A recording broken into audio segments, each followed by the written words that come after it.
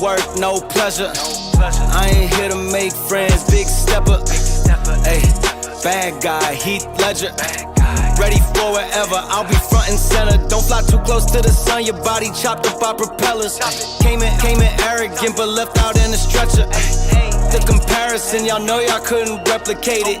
Chilling in the desert, I'm good under pressure. Stick around, let me hold it down, look at what we found. This a marathon, not a sprint, let's go 100 miles. From the ground, let me to the clouds, never coming down. That's the crown.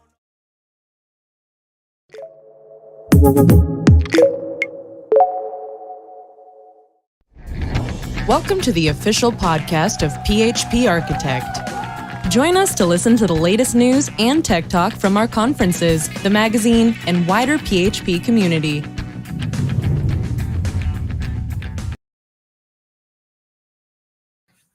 Hey, you're listening to the PHP Podcast, the official podcast of PHP Architect. This is episode 2025.05.08, and I am your host, Eric Van Johnson, and with me is John Congdon. Hey, Eric. John. It's May 8th. This Happy podcast birthday. is focused birthday, on all buddy. things PHP and web development. Thank you, John. We also touch on the larger PHP community and general life of being a developer.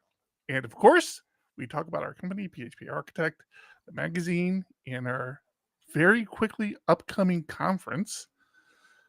This podcast is recorded every Thursday around 3 p.m. Pacific time.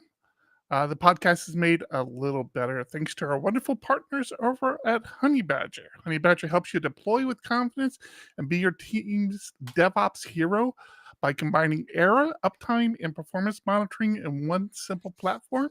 It's free to get started, and setup only takes a few minutes. Be the hero your team needs. Suit up at honeybadger.io. More on them a little later. If you don't watch the live stream and only listen to the audio version, we would love for you to join us live. And you can subscribe at our YouTube channel at youtube.com/PHP Arch. And make sure you click the bell to get notifications. But why would you want to join live? Would be the question. Why do you want to join live? I don't know why I join live, John.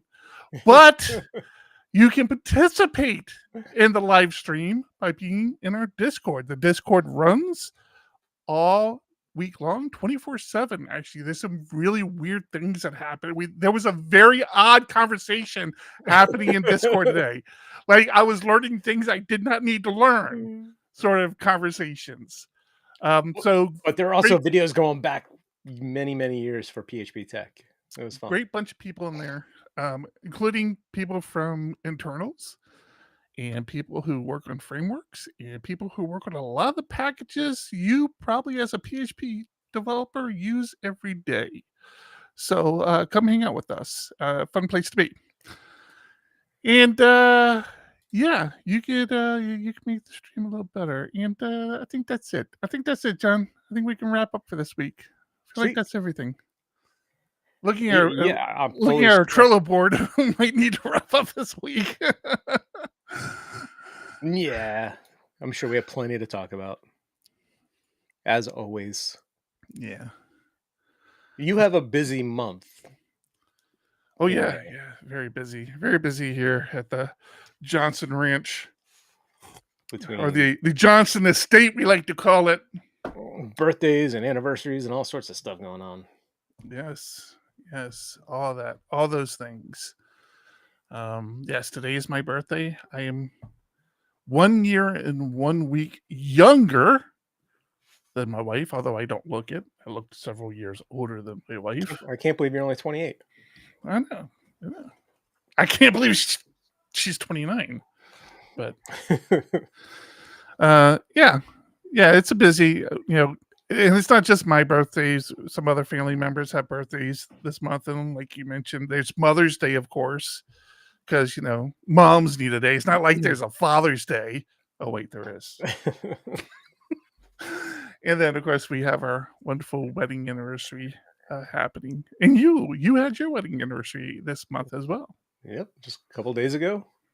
Mm-hmm. Celebrated 25 years of marriage. And like you said, also got Mother's Day and all sorts of stuff going on. Yeah. And then, of course, what we decide, why not have tech in May as well? Because, let's just try to kill Eric. Try to kill me with all the stress, man. I know. But it's coming along. It's coming together very well. Oh, yeah, I was supposed to be doing something with that, wasn't I? What's that? Adding one more session to the schedule. Actually, we need that person to accept the talk. I don't know if they have it yet or not. Oh, did you went and approved it? Yes, I did, because I was not hearing from you. Well, I was out. Don't give me your excuses. We have 11 days, John. Things need to happen. Does we have a big obviously we're putting on the conference, so we have a vested interest in this comment, but I have to say, even if I were not putting on the conference, I totally get the whole companies bringing people together at conferences thing. I know one of the contracts you work on, they do that. We do it. We bring our entire team in. Of course, we make them work, but we're all physically there. It's fun, man. It's fun to see people. I was actually just reading an article of another conference, of another framework, of another language, and somebody had mentioned like that was the big thing for them. They were actually a PHP Laravel developer, and they went to this other framework conference of another language, and that was the whole thing. They got to meet people they worked with in real life, which is very. And I just that's like such a cool thing. I do enjoy that aspect. Especially because everything is remote nowadays. Like More so having that in-person time to, grab a drink or just sit and talk. And you can get so much accomplished in just a couple of days being in person together. Yeah, it's not just. I mean, it's not just about getting something accomplished. It's just that having that interaction with somebody outside of a Slack conversation or outside of a Zoom call, there's just something about that connection, even if it's still like a professional connection where you're talking about work or projects you're working on. It's different. It's very different. I'm not like advocating for like in-person work areas again, which I don't have anything against. I mean, when we had an office for a brief part of our company. You don't need lights. Oh yeah, I probably need to charge that. It's been a while since I've charged that thing. Let me. We don't need to. This is why people will listen to the audio version right there. let me get a link over here. Yeah, that's gonna be horrible. I'm gonna have to try. You're gonna have to fill some space while I try to charge it. But where was I saying? Oh yeah, when we had an office for a brief time, I enjoyed going to the office. A lot of times I was the only person there, but I liked not only running into people in the office, but it helped me a lot. Helped me a lot with separating work and home. Right. I've actually been considering it again. Like maybe it's time to have an office, but it's hard when it's just me because somebody had to move an hour away. Yeah. And you chose, and Frank's an asshole, dickhead. But we're over 5 minutes out. Is that the deal? I think that's what it is. I hope that's what it is. Like all our team moved, bastards. Yep. Yeah. So I don't know. The thing I like about meeting up at like a conference is it's not in the workplace. So even if you're working together in an office building, how often do you go out with your coworkers to just hang out and like get to know each other, have conversations other than work, or really maybe you're brainstorming on something that you're so entrenched in your day-to-day work that you can't think of something outside the box, something new. Yeah, exactly. Yeah. That's one of our clients has a bunch of developers going this year and we're planning on a dinner, and part of it is discussing this massive rethink of a feature that is built, and how do we build it so it's almost standalone and not tied to anything we currently have. And it's That's more so much fun, right? right. It's like, because it's so hard to do that during normal business hours, like when you're trying to just keep the ship floating, and it'll be fun. I'm looking forward to that. And it's also and this might be the old guy in me talking, which I definitely don't discount that I am an old guy.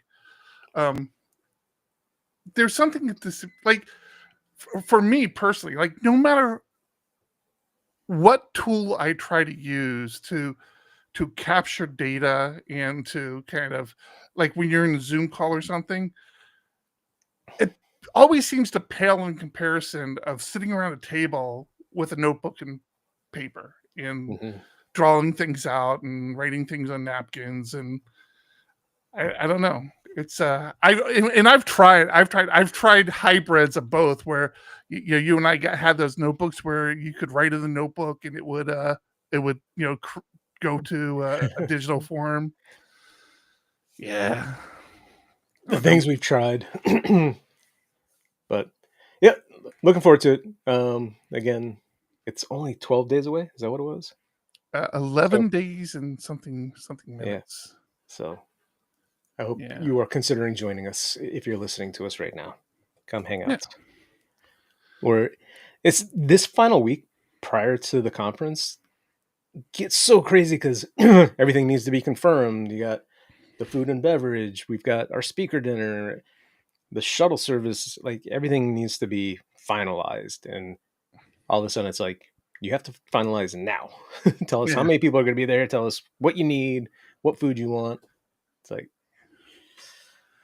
yeah. That's on the docket. I'm kind of excited this year.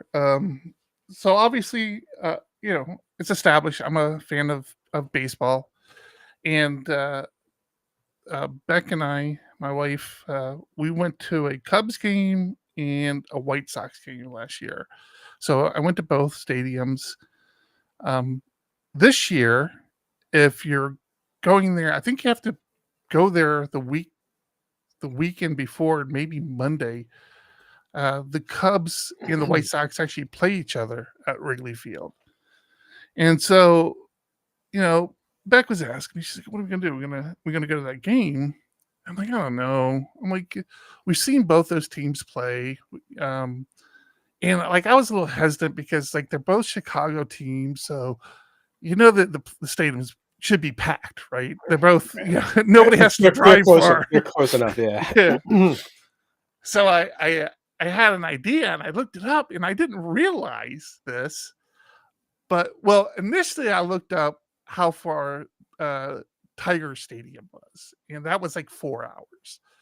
So I'm like, man, if I rent a car, I go to Tiger's game, and then I stay the night in Detroit, and then I come back the next day, and maybe I pick up TJ on the way back. Save some money on travel for him. But I don't think the Tigers were in town or something. Something happened. But I looked up, and I didn't realize that the Milwaukee Brewers were only an hour away. Wow. And I have to drive an hour now to go see the Padres play. So I'm like, I could do an hour. Like, that's not a problem for me. So the wife and I are going to head up to Milwaukee, which, again, I don't know if I would ever have a reason to go to Milwaukee. Like, it would never be like, oh, hey, Laracon's in Milwaukee this year. It's just not one of those places that like come, ping on my radar that frequently.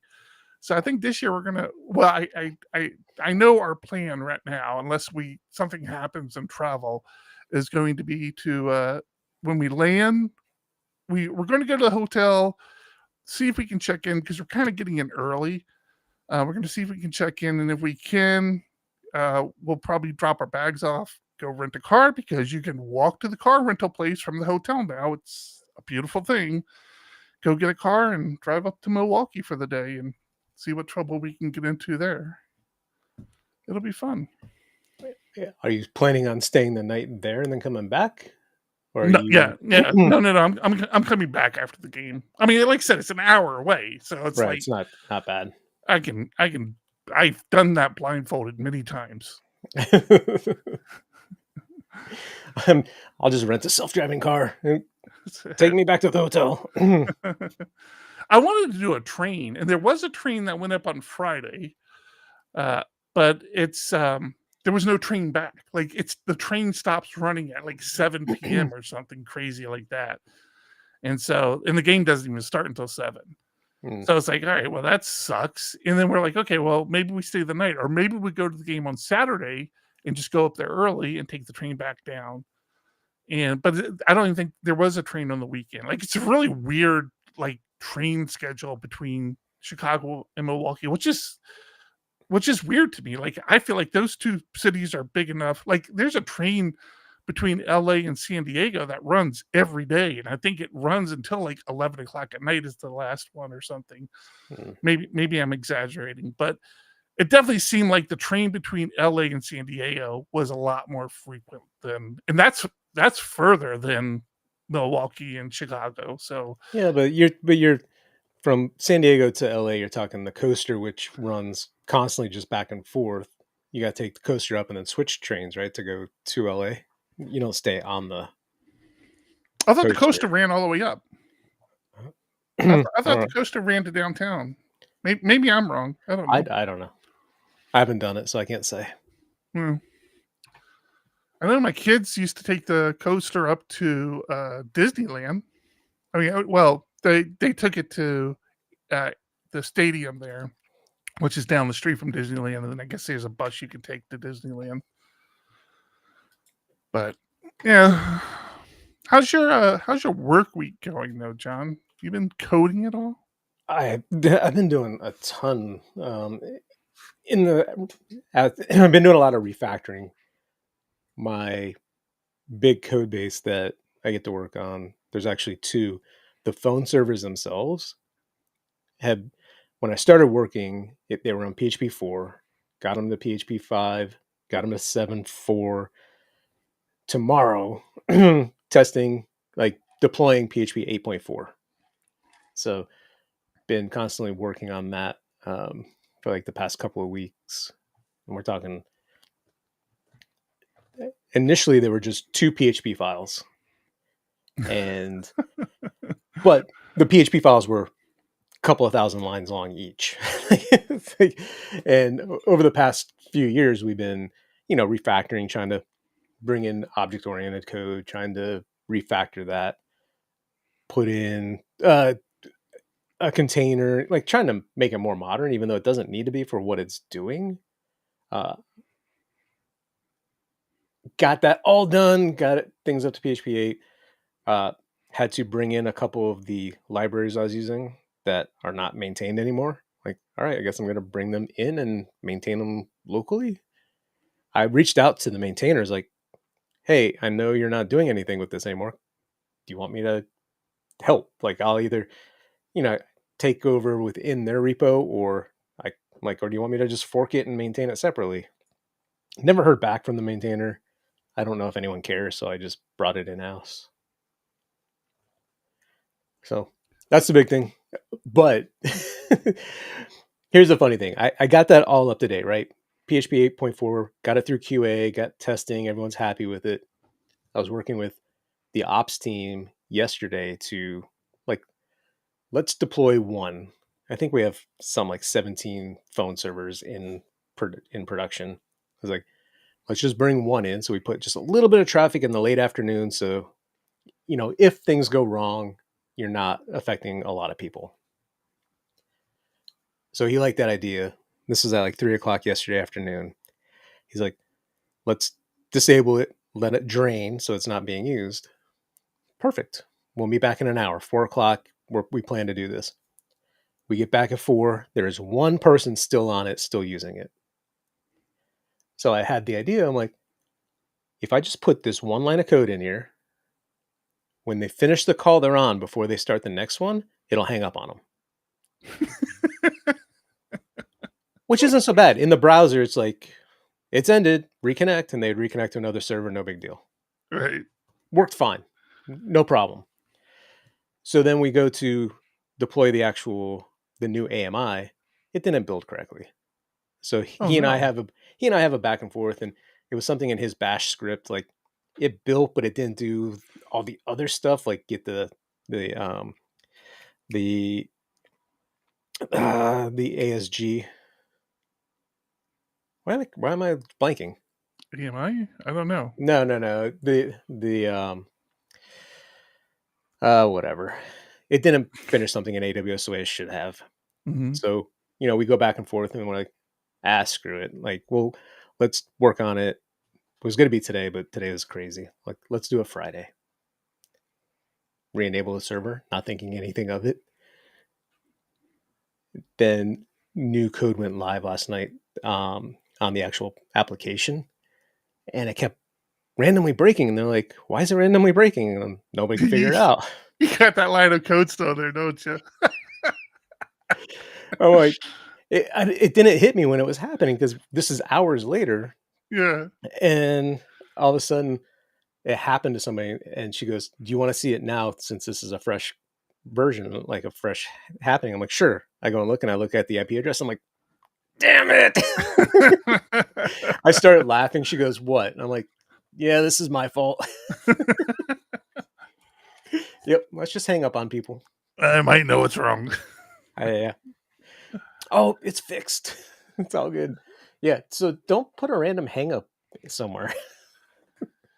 Oh man, that's like leaving. Well, you can leave dumps in there now, I guess, but leaving DDs in my. I've done that before. I've left a DD in code, and people are like, God damn it, such a pain in the ass. So I mean, it's not so horrible if it's running on a production server that is properly labeled as production, because then it just does the normal like 500 error. But oh, really? Oh, yeah. Well, I mean, if you leave just a regular dump in there, we're talking about Laravel at this point, right? Yes, we're talking about Laravel. Yeah. So if you leave just the dump in there, does it actually do the dump, or is it not execute? That's a good question. I don't know about dump. I assume it doesn't execute. Maybe I assume. I was doing the DD at the time, so I kept getting this error message. I'm like, why does this keep erroring? This doesn't make sense to me. I'm like, all right, I'm just gonna put a DD in there and see what it's doing, on test. I go to the code. I'm like, oh, there's already a DD there. Let's see what's happening. Oh, wait a minute. That's why. Well, if you can, you happen to say you can leave the dump in there, so I thought it just didn't output in production. So if that's the case, why doesn't DD act that same way and not output and not exit? Like, just skip it. That's a good question. Yeah, maybe it does now. I don't know. It's been a while since I've made such a rookie mistake, because I'm an elite coder now, John. No, actually, I have way more people better than me coding. I code less and less every day. The way it's supposed to be. Yeah. I don't know how I feel about it. I kind of, like, there are moments I embrace it, and there are moments I don't. Like, we had one of our clients had something go a little sideways on them, and they're a newer client for us. This is a couple Fridays ago, and I had to kind of get in there and, start like, I have that initial anxiety and frustration because I don't know the code base well enough, and trying to figure out what's going on and where things are breaking, how to fix it. But then when you get it working, you feel like the shit. Like, this is why I am who I am. Damn it. I fix shit. This is me. Oh man, this week there was you talk about AWS. We had a AWS. So we have Joe Ferguson now on the team as our sysops person, and I love the fact that we have somebody now focused on that. You and I have been talking for years about how this is something we really needed. And it makes such a difference of having somebody to say, okay, you need to know everything about this. And then if you have some time to code, you can code. Like, this is your priority. The servers are your priority, then you can code. Whereas before it was everybody's priority is coding, and then we do just enough to scrape by with sysops. So that's a huge thing. And as he's starting to integrate more and more with the systems, because we have a lot with all of our clients, we have a lot of different platforms we have to work with and stuff. And he came across one where the client that we have, 99% of their servers are on the West Coast and in AWS. And then we always forget, like, there's like 2 or 3 servers hovering over on the East Coast. And he was actually creating a load replication between 2 CouchDB servers, one on the West Coast, one on the East Coast, because the client does have a lot of customers on the East Coast. And he's like, hey, man, he's like, I see this server out there. It seems important because it has, like, in big letters, do not delete ever. He's like, but I can't seem to log into it with the credentials I have. And I think initially he reached out to Kalen, who was kind of the point person for servers before. And Kalen was like, yeah, you're going to have to talk to Eric about that one, because I don't have credentials to that either. So he reaches out to me, and I'm like, God damn it. Like, how am I still on the hook for stuff? And I spent like all day on Tuesday, I want to say, trying to log into the server with like every SSH key I own. And like, I couldn't do it. And so I'm thinking, like, all right, it's time to go back in history a little bit. I have a newer laptop within the last couple of years that is my everyday driver now. So I break out the old laptop. I still have one of my older laptops. I'm like, I must have been on this laptop. Let me break out this laptop. I try that laptop. That laptop doesn't work. And I'm like, damn. I'm like, all right. I still have, and I still run it every day, my trash can Mac. It's actually in my garage. It acts as a server, and I use it for certain things. I'm like, it's actually one of the systems I have never reformatted. Like, even my Pop OS machine, I've reformatted. I've blown completely away and reinstalled. My trash can Mac, I think I've kept the same OS on it since I got it. So I'm like, all right, let me go over there and get on that machine and see if I can figure it out. And I'm looking, I'm like, no, these are all the keys I already tried. None of these work. And just, for shits and giggles, I start trying them again, and it worked. One of my keys worked there. I'm like, what? Why is this? Okay, I'm not asking questions. Let me just, create some accounts on here real fast. And I created a bunch of accounts on there.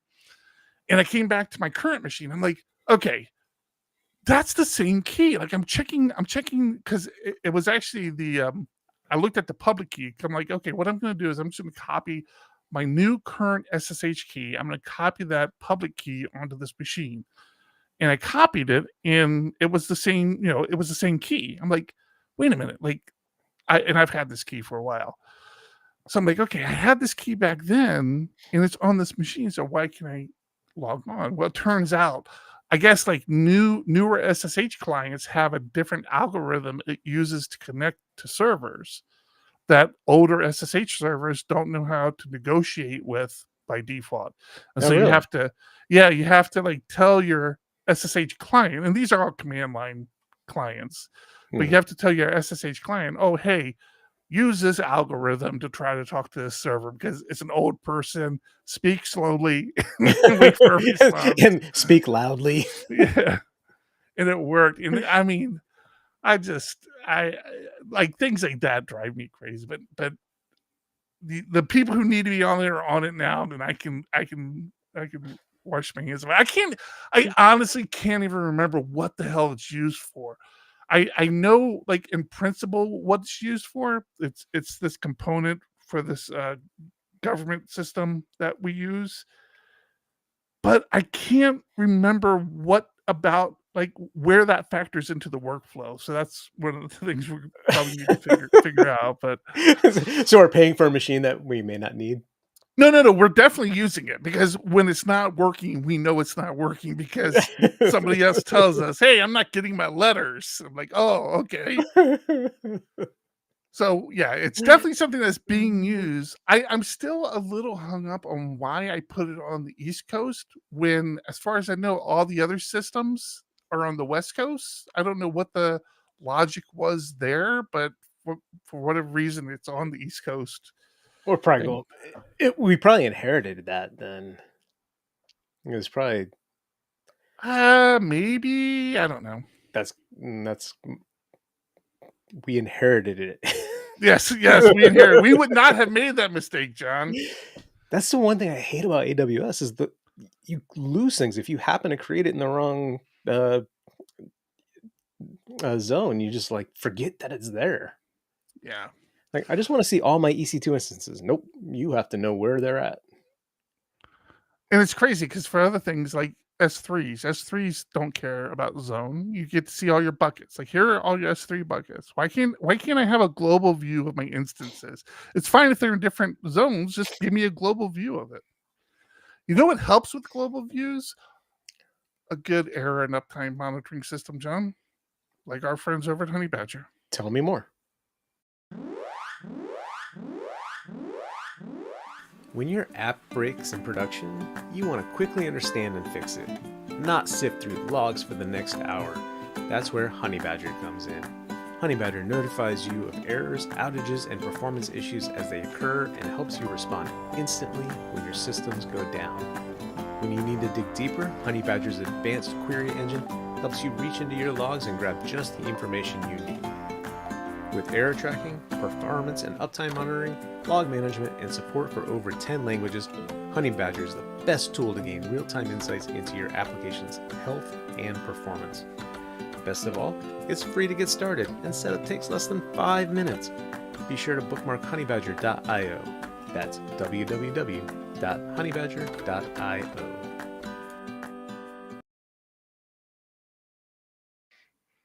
Thank you, Honey Badger. Honey Badger. Honey Badger is by no means a small or it is no small tool that we use. It is a massive part of our infrastructure now, especially with our new client. It's been helping us out a lot. I do enjoy Honey Badger. So Joe points out AWS Resource Explorer. You can see your resources across different. Joe, nobody asked you. Get back to work. Why are you listening to the podcast? And then Derek, I agree with you.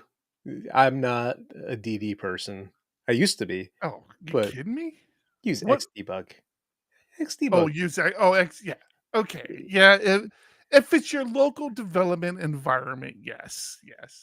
But when you need to like pop onto a system real fast and well, then you say hello Xdebug Cloud, and you use that.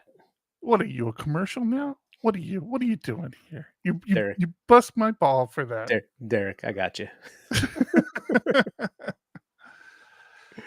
Hey, yes, Derek, talk about packages you probably use every day. Derek, Reathens. Yep. Reathens. That's the way I say it. He can correct us this year at Tech because he's going to be there. He's going to be speaking. He always speaks. Yeah. That guy makes a living speaking. And you said you took over some open source projects, and I have a Trello ticket about open source projects. Do you now? So, are you keeping your open source project open source? No, because I was trying to be quick, and the person wasn't responding. So I just put it into my code base for now, and if they respond or I decide to fork it, I can then undo that easily enough. So I came across an interesting article, and it quite honestly probably came in through Discord. So thank you, Discord. I feel like this was another Discord submission. Matter of fact, both of my tickets are Discord submissions. But I guess open source maintainers, specifically the open source maintainers of curl, are about done with AI. Or at least AI reporting vulnerabilities in the code base. And I never even bothered to think about this because I use AI. I used it a lot this week. This week, as a matter of fact, I'll tell you about that in a second. But uh, with open source projects and even non-open source projects, there are bug bounties out there where people can find vulnerabilities, report them, and get money for that. And I guess a lot of entrepreneurs are using AI to help not only, quote unquote, discover bugs, but to report them and submit them and try to get a bounty on them. And I guess the maintainers of curls have just about had enough of like just poorly submitted, wrong submitted, like just not vetted submissions of issues. My stance on AI, and I share this with people who want to contribute to the magazine as a writer, which you can do as well. You can be a feature writer. I'm okay with the AI. To me, AI is a tool, just like Stack Overflow or anything else that you do research with. End of day, though, what you submit, you have to have ownership over, and you have to be able to stand behind it and say, this is your code, this is your article, this is your whatever. And I guess that's just not happening. And this is just like a weird thing because instead of helping and being beneficial and making things happen quicker, it's gumming up the system, right? It's slowing people down. People have to go through and review all of these things and try to figure out if they really have any validity to them. And I don't know. I just found it an interesting kind of angle on AI that I never even bothered to think. We get it all the time. We see emails all the time about, hey, I think you have a vulnerability. Reach out to me and give me money and I'll tell you what it is. It's like, yeah, whatever. I don't understand. The number of emails I delete like that, or I found an error. Can I send it to you? If you found it, send it to me. Like, point it out. Like, no, that's not. Yeah. But when it comes to, I misread that title. It sounded more like people trying to contribute, but they're using AI to contribute something, and they're introducing vulnerabilities into curl because they don't know what they're doing. That's just what I'm getting from the title there. I can definitely see how you would read that. Yeah. But there's that point too. Like when you're contributing to open source, contribute your code, not AI code, unless, again, like you said, you use that as a tool, but you vetted it and you're not introducing more vulnerabilities. Exactly. Yeah. I mean, I guess if it's passing tests, then whatever. But yeah. Yeah, but you use AI to write code, it's going to write tests that'll pass. That's right. It doesn't mean it's a win-win, John. Hey, look, I added more tests to your code base. I tested that my vulnerability is very vulnerable. Like I said, it may be Discord if you're out there. Maybe you guys have an answer for me. As a matter of fact, maybe my Laravel certified people out there can answer this for me because I couldn't remember. So go back a few years when John and I bring PHP Tech back, right? And we've had this conversation many times in the podcast. If this is your first time here, I will rehash it. But PHP Tech has a sister site called phptech.tv. That's where we do all our streaming at. So if you go to PHP Tech, you get an account on phptech.tv, and you can go back and watch the videos from all the talks on all the tracks that you attended at PHP Tech Consult, or you weren't able to see this talk, you went to another talk and you want to go back. It's also where we do our live streaming. So if you have a virtual pass, this is where you'll go. That whole site was like this last minute kind of concept John and I had that we threw together. And there was a lot of cowboy coding on it. A lot of it was like we didn't have a lot of concept of how we wanted to arrange, the data, the tables, and what columns we needed. So we were just like as needed sort of thing. Um, and as a result, there are tables there that didn't have migrations to them, which was no big deal to me because I did like 90% of the coding on there. John did a little bit, but like whenever we were working with the project, we would just grab a copy of the database, import it, and go about our day. But uh, we have a team now, and we've had team members who've wanted to contribute to phptech.tv. And the dirty little secret is we don't have migrations for all the tables and all the data. And what makes it even worse, like that would be one thing. Like if they ran through the migrations and said, "Oh, hey, I ran the migrations, but I don't see this table." No, no, no. No, it's not that clean. It's we have migrations that are dependent on those tables that don't have create migrations for. So, I've kind of gone through. Maybe I'll fix that. I had the idea. So, um, Laravel introduced a while back this I forget what it's called. I think it's like a SQL dump, right? Where it will basically put all your migrations into one big file in archive. Like an initial migration type Right. thing. And I feel like I tried that on this project before, and it didn't work as expected. And I don't know if it's I don't know if it's actually doing like a dump of the database, saying, okay, there are these tables here. Here are the create statements for these tables, blah blah blah, and putting them together and making that, or if it's like iterating through all your migrations, saying, okay, you have this migration, here's a create statement for that. You got this migration, migration snapshot. So, Joe, if you happen to know, or anybody in our Discord, is that actually creating a schema dump from the database, or is it going through the defined migrations? It allows you to squash the DB schema to it. Yeah, I understand. I understand what it does, Joe. I'm asking where it gets its data information from.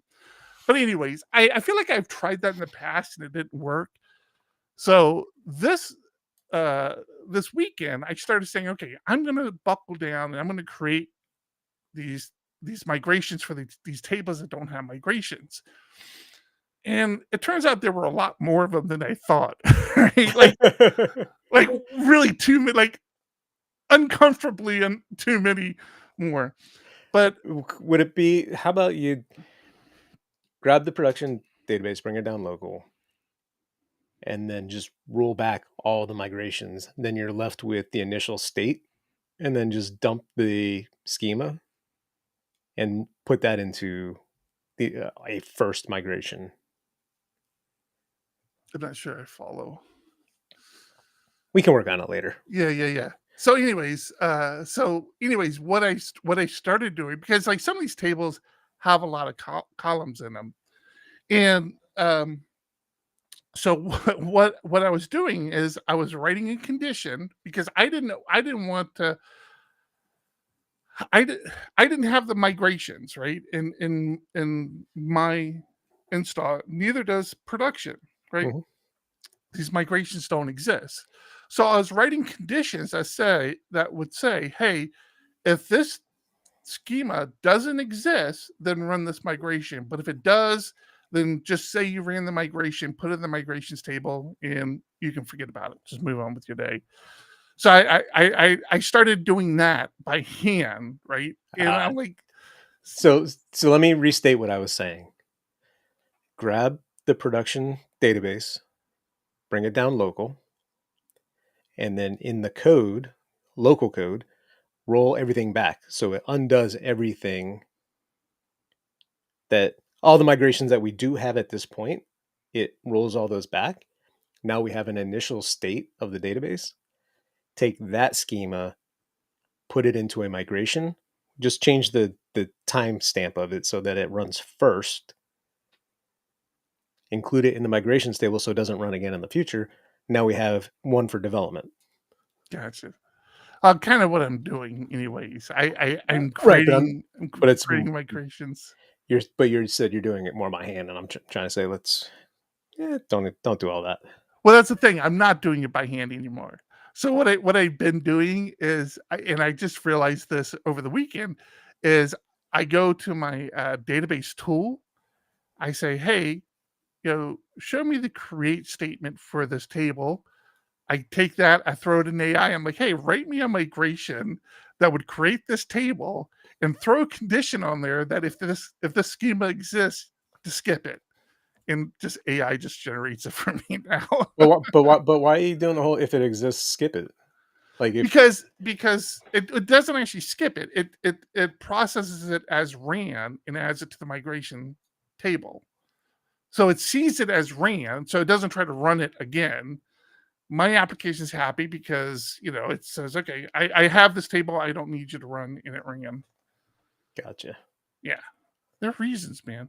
Now that did create another problem if we want to continue down this journey, because the problem that created, because I tried to do this from scratch. I'm like, okay, I created all my new create tables. I had to roll the date stamp back to 2023, so that it was like all these creates were running first. I'm like, okay, cool, man, all done. Life's good. Let's move on.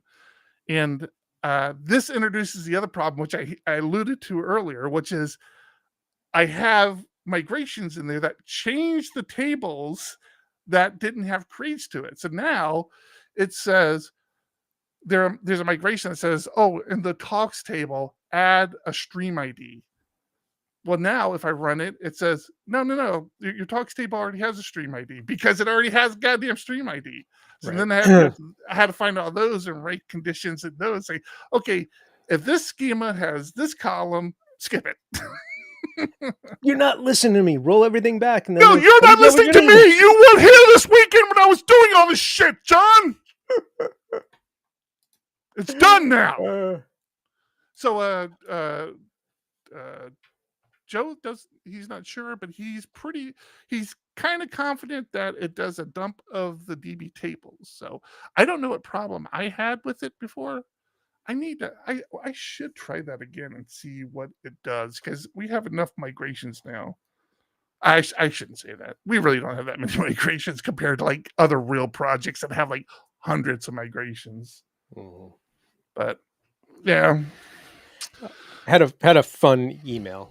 Are you ready to move on from that one? Yeah. Had a fun email from a podcast listener, which you should join Discord and get help in there all the time. But he's been a PHP developer for 19 years. So he's old school like we are. I think I started in 2003, so like just over 20 years. And he's upgraded his application to 8.4, which is great. But he's having an issue of he's trying to be a better developer and write unit tests, which is fantastic.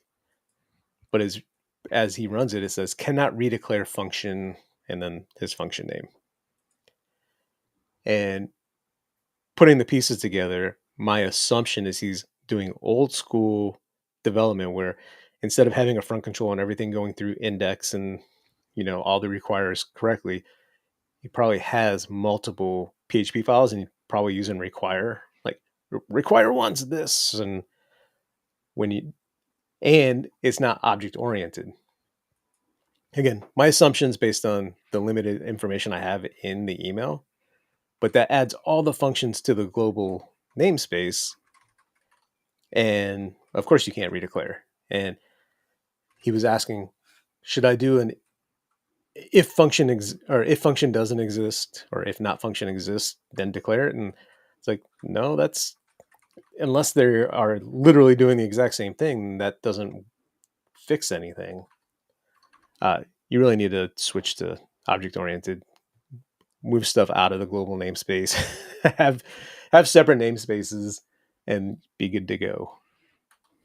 But it was just fun, like having that thought process of doing things the old-fashioned way, not having index.php, but save this.php. One of my biggest SQL injection hacks that has ever happened to me happened on a PHP file that I didn't link to anywhere. It was just in the code base. Never, it was old. We weren't using it anymore, but I wasn't cleaning anything up. And I guess they found that PHP file existed from something like Wayback Machine or something. So there's a file there. We just don't link to it anymore. And sure enough, it had a SQL injection vulnerability. And next thing I know, why is all this data going out? Wait, what? Crap. Maybe I shouldn't be storing credit card numbers. Well, I mean, you're not alone with that. Apparently, there's a fairly serious hack out there. Back to my other ticket that I had, and again, I think this one came to us from our good people over in Discord. But this is crazy, right? So first thing, I learned a couple things. Hundreds of e-commerce sites hacked in supply chain attack. Couple of weird things about this. First thing, did you know Adobe purchased and owns Magento? No, I did not know that. Not only do they own it, like is this the website for Magento? No, that's the if you go to the website, it's like an Adobe website now. It's crazy. I did not realize that. I do remember it's still open source. Yeah, I'm pulling it up now. Let me share the. Look at this. This is taking a while to load. Yeah, Adobe for Business. So Magento itself is still an open source project, but I guess this is all powered by Magento. Previously Magento. Yeah, here you go. Adobe Commerce, previously Magento. So this is crazy. I don't know how more people. This is something Edge does for me. Like these videos like this, it does this weird thing with the graphics. I don't know why it does that. It's so bizarre.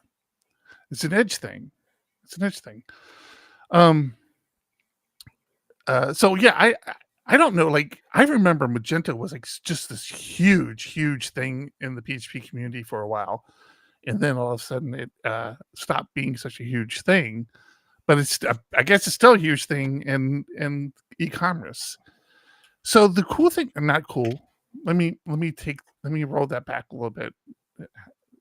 Exploiting vulnerabilities, especially in e-commerce sites, never cool. But the big question they have is this exploit, I guess, this backdoor was introduced like 6 years ago. 6 years ago, but never activated. And then a few months back, it got activated, and they're like, "Well, why? What happened? Why?" And of course, my squirrely little brain is like, "Well, the guy was obviously in prison. Like, what hacker recently got released from doing a 6-year stint in prison? 5 years. He got out. They were going to do. I shouldn't assume he. They got out and." They were going to go on the straight and narrow, and they tried for about a year. And then they're like, nope, time to call it an old friend. So it was an exploit put in on purpose, not like a mistake. Yeah. It was an exploit. It was a backdoor that was put in on purpose, and just sat dormant for 6 years. Wow. Yeah. How bonkers is that? Like, either that or like there was just like some hackers sitting around like, oh man, you remember the time we got baked and we put that back door in Magento? I wonder whatever happened to that. Oh, look, it's still there. Yeah. So yeah, this is a pretty that's a pretty serious exploit. So yeah, all these links, we're not going to give you any like real insightful information on this podcast, but the links to the stories will be in the show notes later if you want to look at the whole thing.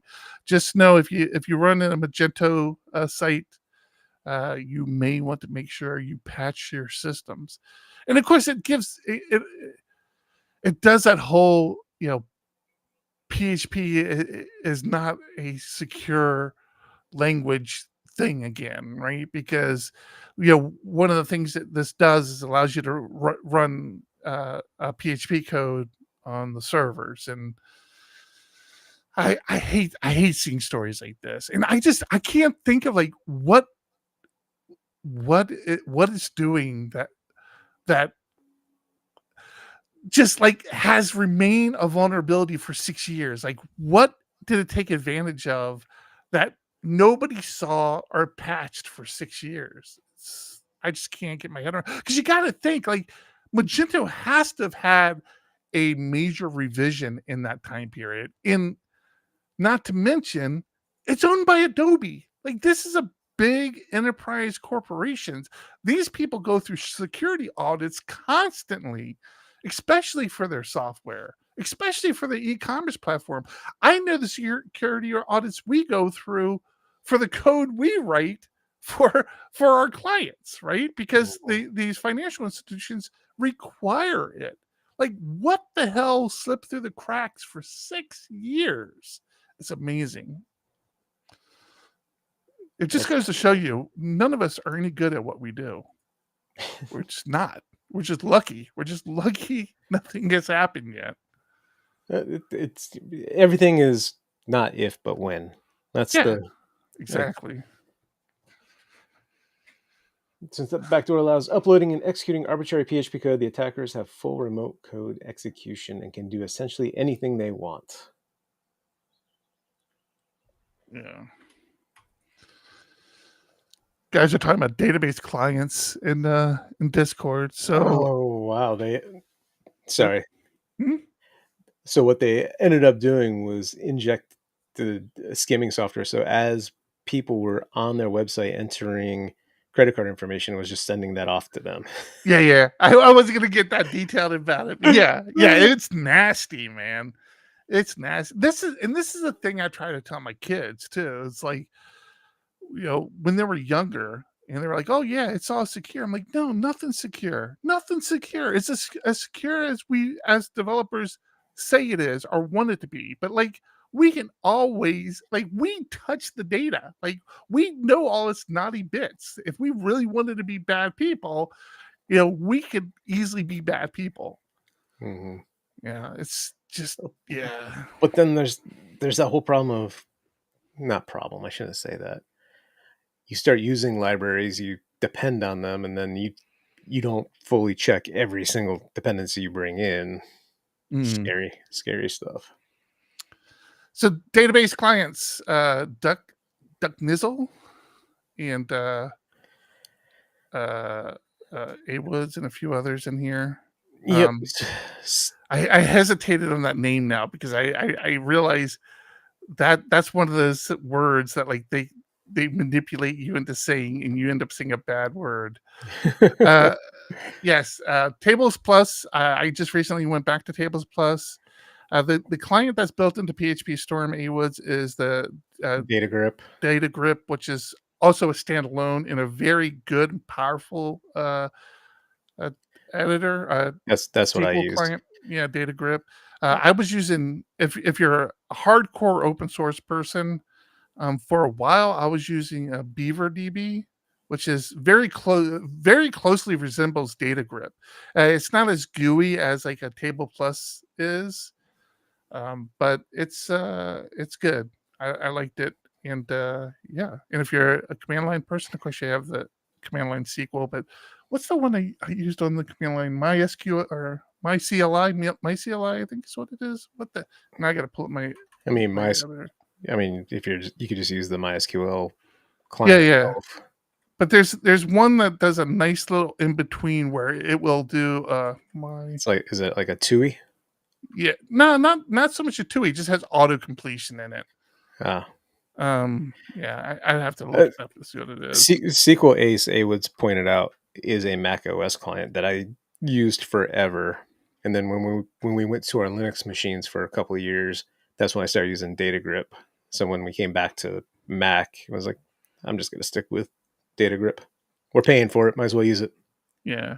Yeah, my CLI for MySQL, and then I guess there's also a client for Postgres. This is all command line. If you're a command line person, the nice thing it has over just the MySQL client, like I said, it has auto completion.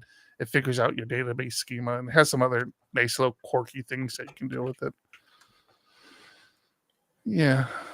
SQL, yeah, Data Ace. What's the other one? Oh, back in the day, Navicat. Navicat is still a thing, and my God, it's freaking expensive.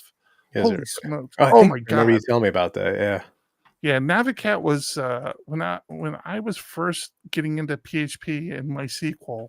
It was when I found, and I got my work to buy it for me.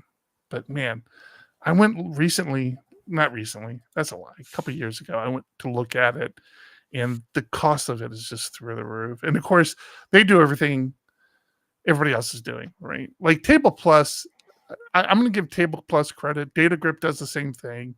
Like their client will work with multiple databases. You can do Postgres, you can do Redis, you can do MySQL. I think they both even handle like MongoDB, and some of the more like kookier ones like Cockroach and a few of the others.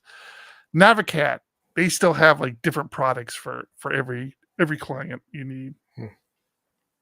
It's rough. The premium, which of course does everything, the premium a monthly subscription to their premium client, which does MySQL, the Postgres, the Oracles, the SQLites, all those, $79.99 a month. A month. You're talking about, wow. Yeah, that's crazy. That is pretty crazy. Yeah, I don't know, man. Well, we have other news that we didn't share about tech. You want to talk about that real quick? Well, I was going to keep it as I don't know what you're talking about. We've got some new sponsors, and one of them is. Oh, that's right. So last year, if you were at PHP Tech, you will recall we did not have T-shirts. We did not have T-shirts. This year, we have somebody sponsoring T-shirts. So yeah, big thank you to Clayton Kendall for sponsoring shirts and providing those. And that was such a cool thing too, because like they reached out to us, and we just kind of mentioned it, but like you kind of get a little jaded running a company because everybody reaches out to you to try to sell you their products, which is I get it, right? That's how people make money, right? And when they reached out to us about T-shirts, I'm like, John, they're asking us if we're doing T-shirts because they want to print T-shirts for us. They're just wanting us to buy the T-shirts from them. Mm-hmm. And credit to John. John's like, I'm sorry, I'm going to follow up with them anyways. And John continues to follow up with them. And no, they're like, oh, you don't have T-shirts? We'll do the T-shirts for you. Because the question was, do you have a sponsor for T-shirts? And I found that like a interesting way to ask, and I assumed it was a company trying to sell T-shirts, and if we had a sponsor, they wanted to provide them. Right. And I just replied with no, we don't, unfortunately, and it's not in the budget. We're not going to be able to buy them this year. And turns out the person was an attendee and missed not having a shirt. Like we had him the year before, we didn't have him last year. He's like, yeah, I work for a marketing company. And I was like, are you offering the sponsor? He's like, let me ask. Within like 5 minutes, he replied, yep, talk to the VP. They said, sure. Like, yeah. I mean, like obviously he's an attendee, or they were an attendee. Yep. So they obviously have a PHP component about their environment, but yeah, I mean that's what they do. This is what they do is this marketing sort of stuff. I don't mean that like downplay. Like we use this all the time. We like whenever we do pins or something, we go to a company like this.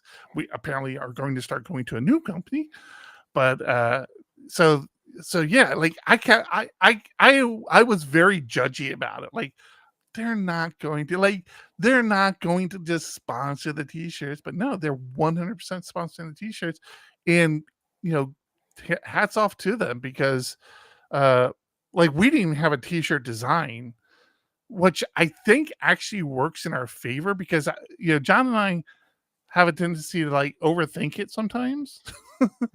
And like I think like the t-shirt like conceptually always looks good. Like I've always been really happy. You're wearing one of the t-shirts, right?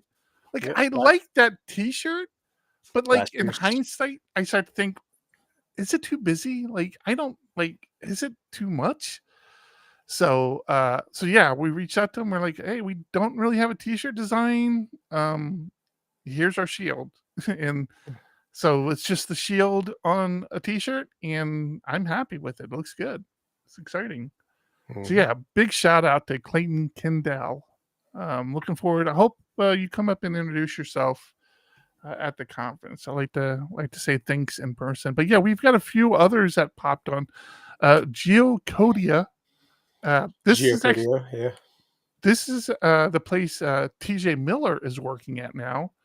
I went and saw. Now I don't know all the particulars about it, but when I saw them speak at Laracon years ago, it was a husband-wife team who they just were starting. They were developers, and they weren't happy with any of the geolocation services out there, so they started their own. Now, whether they sold it or they still run it or whatever, I don't know that much detail about it. I just know TJ went to work for them. So yeah, they came on board. We're real happy with them. Obviously, we have Vehicle, Laravel, OSMI. We talked Joe into bringing the OSMI table back, so they're going to be there. TypeSense is sponsoring the Wi-Fi at the conference. Oh yeah, that was very unique, huh? Yeah. We actually tried to get the Wi-Fi name changed, to kind of represent TypeSense, and the hotel's like, yeah, no, we're not doing that. I'm like, I'm gonna bring my own Wi-Fi equipment if they don't do it, and then I realized, yeah, that trying to cover the entire floor, I'm not gonna have that kind of equipment. Yeah, exactly. So we're like, yeah, maybe we'll do that after all. Yeah. So, but yeah, TypeSense is sponsoring the Wi-Fi, and Rove and WB Concierge, who, to their credit, were first to was our first sponsor. Yeah. And then of course Prompt, who came in promptly. See what I did there? As a platinum sponsor. Yeah. Yes, I put PHP Architect on there because we pay a lot of the bill. We don't take a lot of credit. Yeah. So Geocodia, I was wondering, like, it sounded familiar, but I was wondering where I knew it from.